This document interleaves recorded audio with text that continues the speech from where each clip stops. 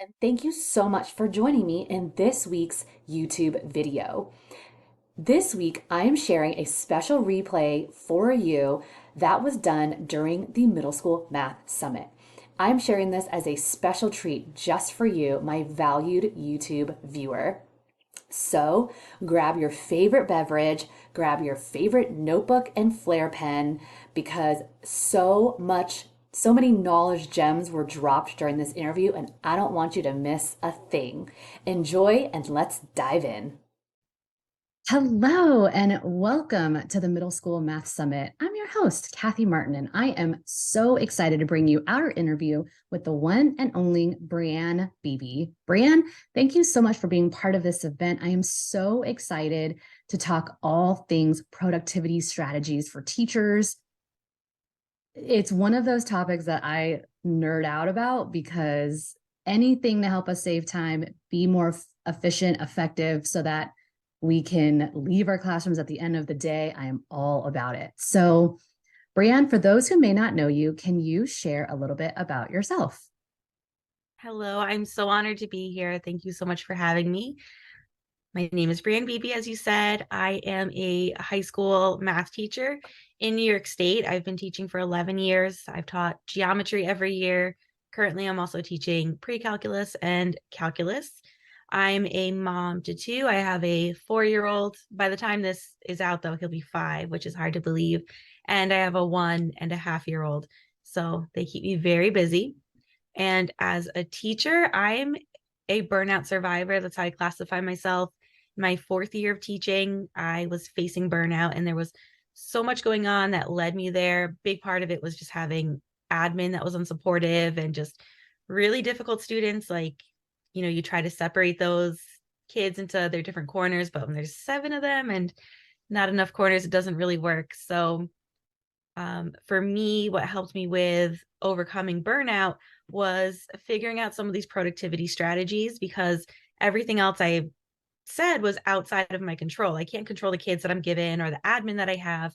But the one thing that I was able to control was how much time I was spending on things that I was doing for school, whether it was lesson planning or grading, because I would get to school every day early, start working, stay late every day to continue working, and then come home and still have work to do. And I just burned out because it was just way too much all the time. Everything you're saying, I'm nodding my head because I was in the same boat. And fun fact about Brianne is that you were part of our very first summit. So you are a returning speaker to our event. And I am so excited that you said yes to being here to talk about productivity, because really, to me, this is like your superpower. So I'm so excited for you to share. So let's dive into some of my questions that I have for you around productivity and saving time. Because one thing about when I think of productivity, I think doing all the things, multitasking. And you have some myths that you bust about multitasking. So can you prove me wrong? Because to me, multitasking, like I cannot multitask. I end up half finishing everything. So can you share a little bit about what you believe to be myths are and help us bust some of those myths around multitasking? So I feel like growing up, we were told like multitasking is great. You're getting 2 things done at once. And then we would wear it like a badge of honor, like I'm a multitasker and look at me multitasking. And then we find out that that doesn't actually work. Like you're just working on 2 things at the same time, but you're not giving your full attention to either one of them or really doing either one of them really well. Because the fact is, your brain can only focus on one thing at a time. So what we call multitasking is actually task switching. So your brain is like switching Mm. lanes from one thing to another. And by the time it catches up, we're switching on to the other thing. So multitasking is not good anytime we're trying to actually focus. But it's not necessarily always going to be a bad thing either. There are certain things where multitasking can be okay. And these are the tasks where you don't need to focus on them too closely, like washing the dishes. That's something that you do without even really thinking about it. There's there's not a lot to think about. You just want them to be clean. So you can wash dishes while watching something on TV, or I like to have my iPad with me and like watch Netflix or something, or YouTube. You could listen to a podcast while you're washing dishes, and that's not going to really affect anything. But if you're trying to like grade papers while responding to emails, that's not going to mesh well because you really need to focus on both of those. That makes a lot of sense. And I never thought about the difference of multitasking and what did you say? Task switching. Task switching. I was going to say code switching, but that's, I don't know what that is. I made that up. That makes a lot of sense. So, yes, because I often will do the dishes and listen to music.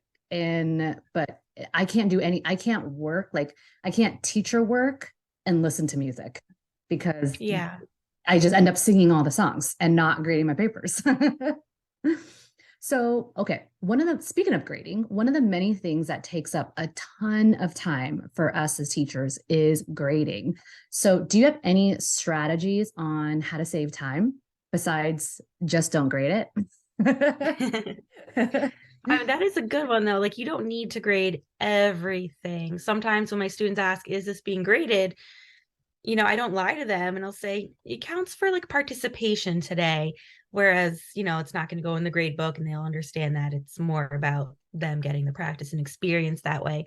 So, I mean, that is a good point. You don't need to grade everything and follow whatever your school's guidelines are because some schools tell teachers like you need to grade so many assignments per week or something like that, especially I think with the younger grades. Um, One thing that has become so popular is using digital assignments that grade themselves, like Google Forms. I really like some of the different activities that you could do in Google Sheets, especially like the pixel puzzles, because I don't need to, in Google Classroom, go to every student's individual assignment. I can see if they have the picture complete, they did it and it's done and it's correct. So, like, those are really easy to grade. That's a nice way to save time to incorporate some of those activities every once in a while. Yeah.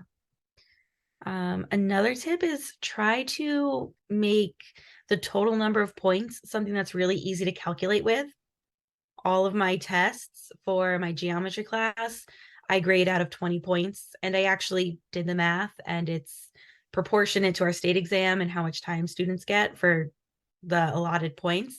But when I'm grading out of 20 points or even out of 10 points, it's just so easy. 9 out of 10 is a 90, 18 out of 20 is a 90. It's very easy to grade with those. You make it 20 points no matter how many questions are on the test, or do you always have the same amount of questions?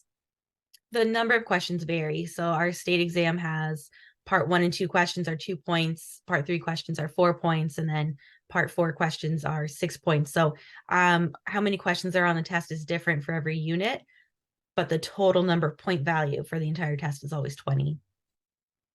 So you have to go through though and determine like how many points is like number one worth and how, because each problem, am I understanding that correctly? Like it's the So every whole problem 20. is at least 2 points. So like the maximum number of questions would be 10 because we have 42-minute periods.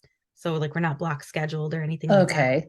Okay. So you're not giving a test that's like a ton of problems anyway. Mm-hmm.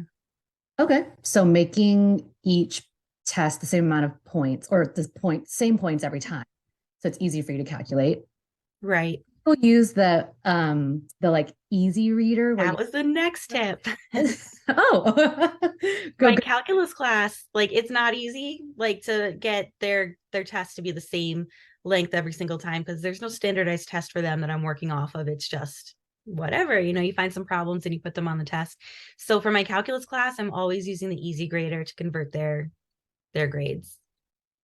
And for those people who don't know what it is, you want to explain what it is? It's like I feel like Yeah, I explaining meant what to bring like it home with me. yeah. I feel like it's explaining to like a 20-year-old what a rotary phone is or like a Yeah. I posted about it once on Instagram and I was like, what is that? what is And it's this cardboard tool and it has a little window at the top saying how many total points the assignment you're grading is out of, and you slide it back and forth and it goes like up to 70 something points or something crazy like that. It goes up really high. And when you're grading, it's showing like how many, I can't remember it's how many, it's like how many points they've lost. And it converts the grade for you right on there. So it's a Yeah, really so if awesome it tool. says It's on if they Amazon. lose if they lose 10 points, you just look down at 10 and it tells you what the percentage is. Yes. Yeah. So Yeah. that thing's I love awesome. it. It's For more like concrete tips, when I'm grading, I always keep my answer key in a page protector.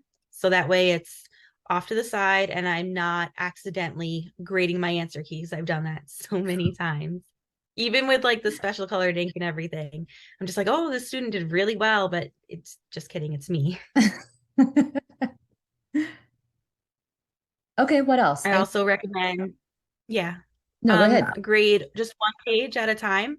So when I have my tests, and my tests are anywhere from like 3 to 4 pages, I will go through the entire stack of tests and grade just the first page for every student. And that way I'm so focused on what the answers are that I can really get through them really, really quickly. The other thing that's Because really you've nice almost is, memorized, like you memorized them. yeah, you Yeah. get it memorized, like it's in your short-term memory, and you just look and you find the answers and it goes so much faster. The nice thing is that it helps me grade more equitably since I always start out with the multiple choice. The first page has all the multiple choice questions.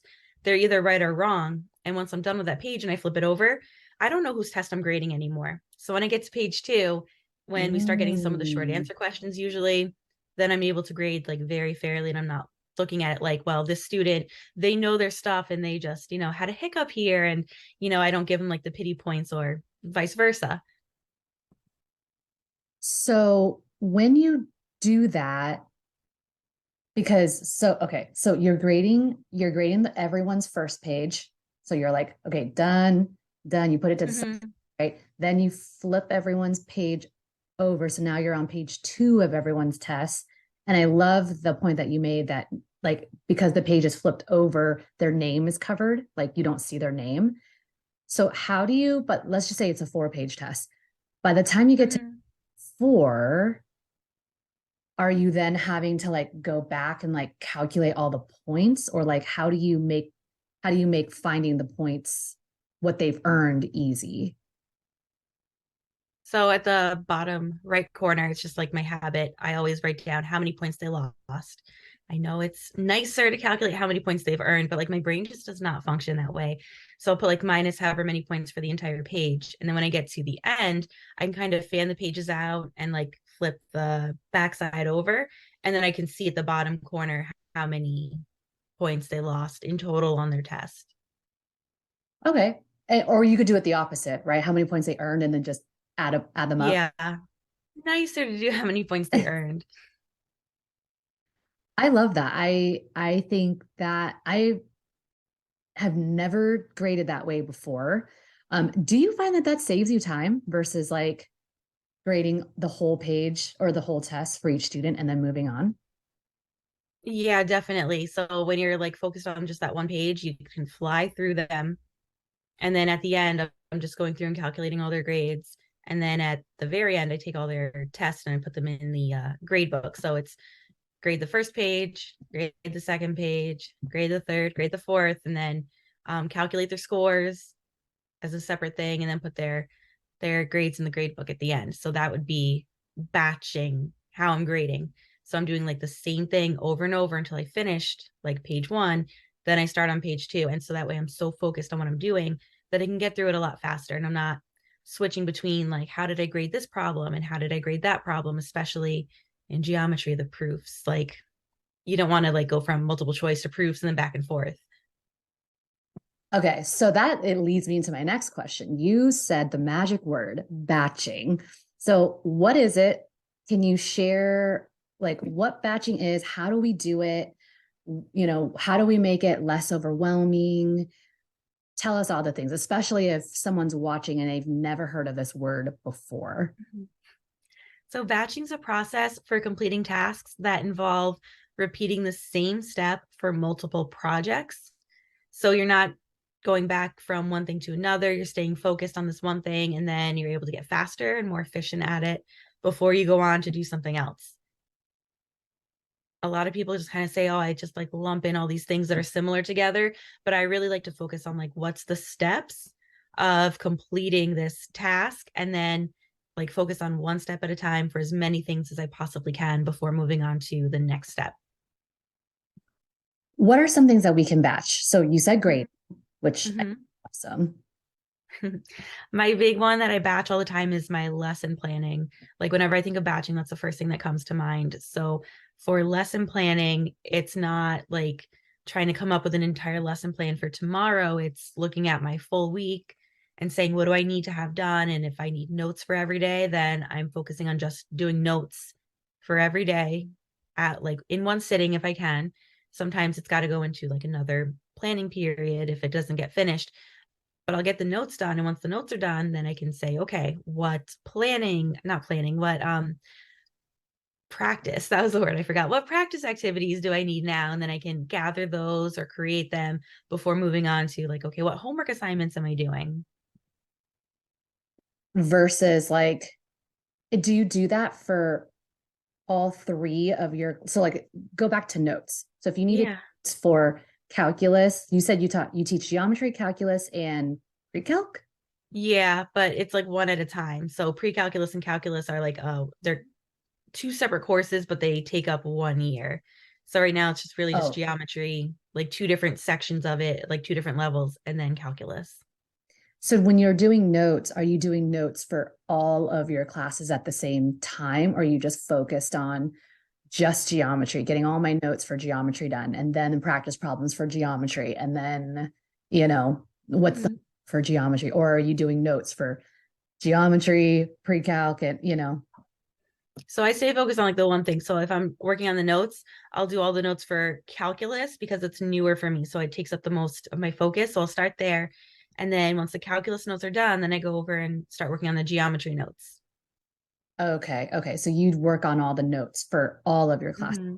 And that's good that Yeah. you know that calculus takes up the most time. So you start there because that you got to get that finished. Where geometry, you're like, I've been doing this. I Yeah. And then I have so much already for geometry. I don't really need to create a whole lot. There's got like tweaking and updating. So it takes a lot less time. okay. So batching the lesson plans. I get that. What would you say to someone who's like, oh my God, plan for a week? That must take 17 hours. It's just like anything, like when you start practicing something, you get better at it and it gets faster and easier. So when I started out, I batched 2 days at a time because I was like planning like one day to the next. And that's like when I That's said I would get stressful. home and I was still planning and still working. And yeah, and it's scary because it's like, what happens if I don't have plans ready for tomorrow? And then you end up throwing something together and it's just not the best. So I started out with just 2 days. I was able to extend it to 3 days at a time. And then before I knew it, I was able to plan out for an entire week. So, for example, like this current week, I'm planning for next week. So when I get to Friday, everything for Monday through the following Friday is done and ready to go. So when I come in on Monday, now I'm planning for the week after that. So that gives you like you're planning on Monday, but you get Tuesday, Wednesday, Thursday, Friday, Saturday, and Sunday like off essentially to Mhm. focus on other things versus But less. as I like rotate through the tasks, like Monday might be a day where I'm planning and doing the notes. Tuesday's like where I'm going to create the assessments and practice activities. And then it kind of just flows down the week. Like Thursday, I make my copies. So that's all done. I mean, that is great. Even you're doing a little bit of everything every day. So that it's Mhm. like, oh my God, now I have to sit here till 10 p.m. getting stuff done. Yeah, it gives me like a spot to finish because lesson planning, it's like your laundry. You finish it, but now there's more because, That you're is still wearing clothes every day. So lesson planning does the same exact thing, and having it batched and knowing like on Monday I'm going to do my notes. If I don't get notes finished, it's like, okay, well, it can move on to Tuesday. But if I do get it finished on Monday, I'm not like, okay, now let me go do the next thing, keep working all day. It's like, no, I can stop and then work on that tomorrow. That's awesome. Where would you say would be the best place for someone to start? Besides 2 days, Mhm. what would be the best place for someone to start initially if they're just new to this? If they're completely new to batching, I would say maybe hold off on lesson planning because it's such a complicated process. Like there's just so much. I'd probably start with the grading, like start out grading just that one page at a time for a 2-page assignment and try it out there.